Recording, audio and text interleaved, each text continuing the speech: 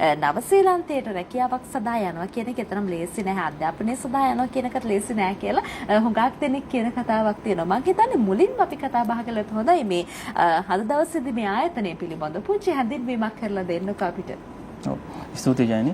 මේ අපේ ආයතනය තමයි Dreamway Consultancy කියන්නේ. එතකොට අපේ ලංකාවේ මහරගම බ්‍රාන්ච් එකක් තියෙනවා.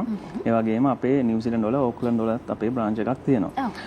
එතකොට අපේ තරම ලංකාවේ ආයතනයෙන් අපි ප්‍රධානම කටයුතු විදිහට කරන්නේ නවසීලන්තයට ස්ටුඩන්ට් වීසා වලට යන්න ඉන්න අයගේ ස්ටුඩන්ට් වීසාස් ඔක්කොම අපි ප්‍රොසෙස් කරන එක සහ එතකොට ඒ කියන්නේ බැචලර් එකකට වෙන්න පුළුවන් මාස්ටර් එකකට වෙන්න පුළුවන් මේන්ලිම ස්ටඩීස් වලට යන්න ඉන්න හැම කෙනාටම අපි ස්ටඩීස් වලට යන්න ඕන සම්පූර්ණ වීසා ප්‍රොසෙස් එක කරන එක සහ ඊට අමතරව අපේ ඇත්තටම අපි නිව්සීලන්ත බ්‍රාන්ච් එකෙන් අපි වෙනම ලයිසන්ස් ඇඩ්වයිසර් යටතේ අපි වෙනම ජොබ් ඔෆර් එකක් තියන අයගේ වීසා ප්‍රොසෙස් කරන එක එතනින් ගියාම විසිටර් වීසා පර්මනන්ට් රෙසිඩන්ස් වීසා සහ අපෙන් එන පාර්ට්නර්ෂිප් වීසා ඇතුළු ඒ වීසා සියලුම දේවල් මේන්ලිම සිද්ධ කරන එක තමයි අපේ ආයතනයෙන් වෙන්නේ.